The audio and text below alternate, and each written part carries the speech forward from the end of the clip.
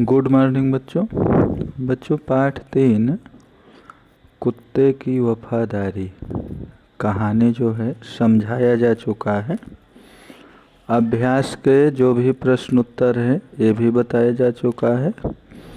आज स्वाध्याय में कुल 5 प्रश्न हैं, तो पांचों प्रश्न समझाते हैं, तो पूरा वीडियो केयरफुल होकर सुनिएगा और समझिएगा। क्वेश्चन नंबर 1 है, बहुत महत्वपूर्ण प्रश्न है। ढांचे पर से कहानी लिखिए। ढांचा यानी रूपरेखा। एग्जाम पेपर में भी रूपरेखा आता है, तो रूपरेखा के आधार पर आपको कहानी लिखना है। ढांचे पर से कहानी लिखिए। एक नौकर द्वारा हार चोरी करना, सेठ का सभी नौकरों से पूछना, किसी का चोरी कबूल ना करना, सेठ द्वारा युक्ति करना। सेठ द्वारा युक्ति करना, सेठ ने जो है उपाय सोचा, युक्ति निकाली।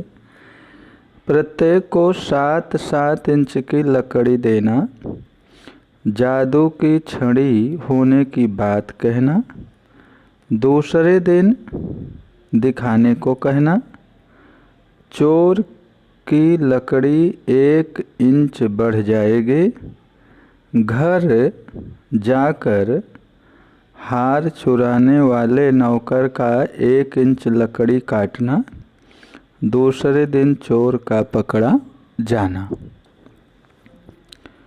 तो एक नौकर द्वारा हार चोरी करना। एक नौकर द्वारा हार चोरी करना।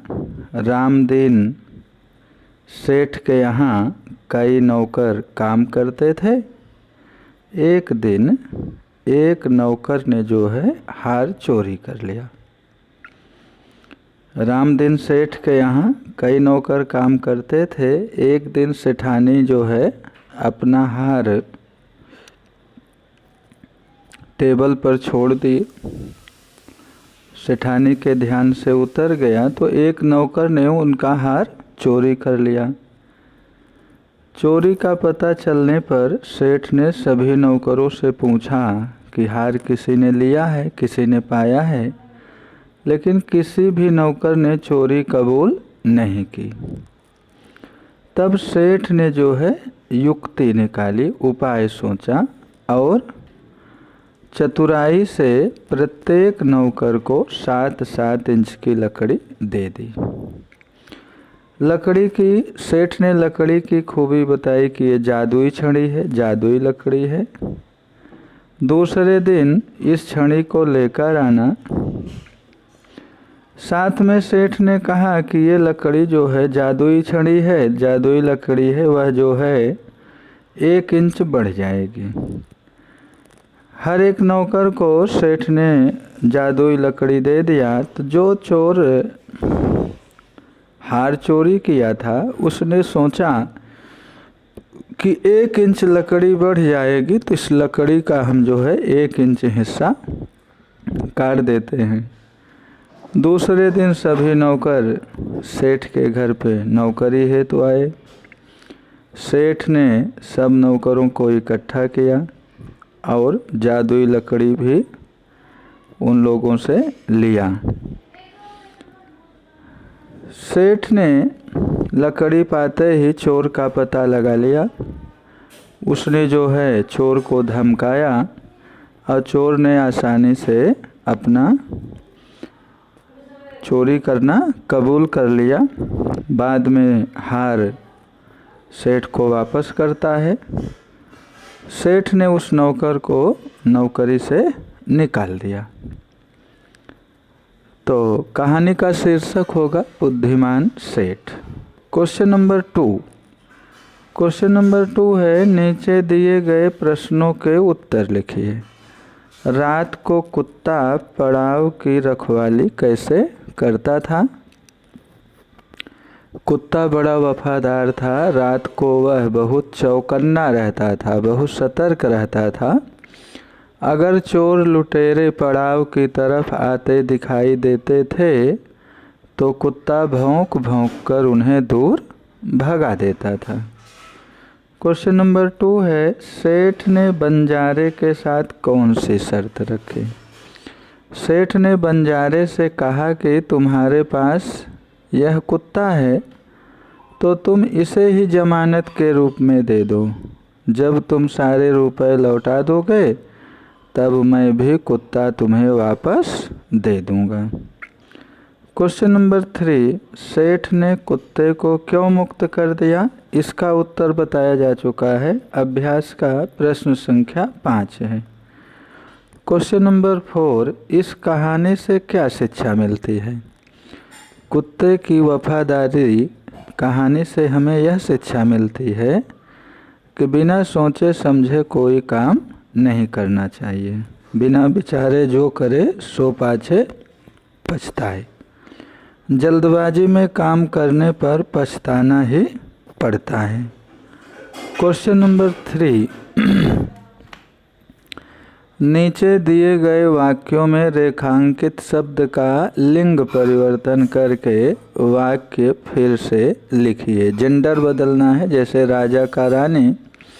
उदाहरण दिया है, घोड़ा दौड़ रहा है, तो लिंग बदल के लिखना है। जेंडर चेंज करना है तो घोड़ी दौड़ रही है। सेठ ने कहा रुपए तो मैं दे दूंगा, तो इसको जो है सेठानी ने कहा रुपए तो मैं दे दूंगी। बंजारे को बहुत दुख हुआ, बंजारे को जगह पे बंजारिन को बहुत दुख हुआ। ऊँट की पीठ पर सामान लदा है, तो ऊँट की जगह क्या हो जाएगा? ऊँटनी की पीठ पर सामान लदा है। मैदान में लड़का खेल रहा है, तो मैदान में लड़की खेल रही है। क्वेश्चन नंबर 4, बक्से में से लिंग आधारित शब्दों के जोड़े मिलाइए और उनका वाक्य में प्रयोग कीजिए। जैसे गाय का बैल, गाय का बैल, गाय का दूध सेहत के लिए अच्छा है। वाक्य प्रयोग, बैल किसान का दोस्त है। शिष्य का शिष्या, तो गुरु जी से शिष्य विद्या सीख रहे हैं। शिष्या ने जो है गुरु जी को, शिष्या ने गुरु जी के प्रश्न का उत्तर बताया। नाग, नाग का नागिन, शिक्षक का शिक्षिका, घोड़ा का घोड़ी और गाय का बैल। इसमें देव का देवी हो जाएगा। तो वाक्य प्रयोग आपको अपने से करना है। संज्ञा पहचानिए। सैनिक हमारे देश की रक्षा करते हैं। संज्ञा यानी नाउन, तो नाउन की परिभाषा है किसी व्यक्ति, वस्तु, स्थान के नाम को संज्ञा कहते हैं। तो सैनिक हमारे देश की रक्षा करते हैं। सैनिक जो है जातिवाचक संज्ञा हो जाएगा। जातिवाचक और व्यक्तिवाचक। हमें देश की प्रगति के बारे में सोचना है तो देश भी जो है जातिवाचक हो जाएगा। अगर देश की जगह भारत होता तो व्यक्तिवाचक होता। गंगा भारत की पवित्र नदी है, तो गंगा भारत की पवित्र नदी है। नदी जो है जातिवाचक संज्ञा है और गंगा जो है व्यक्तिवाचक संज्ञा है। तो बच्चों आज का होमवर्क रहेगा, स्वाध्याय के सभी प्रश्न उत्तर फेयर नोट में लिखना है और याद भी करना है। अगला पाठ जो है कथनीय और करणीय आपको पढ़ना है और जो भी प्रश्न उत्तर कराया जा चुका है आपको अच्छे ढंग से याद करना है। यही होमवर्क रहा। Thank you.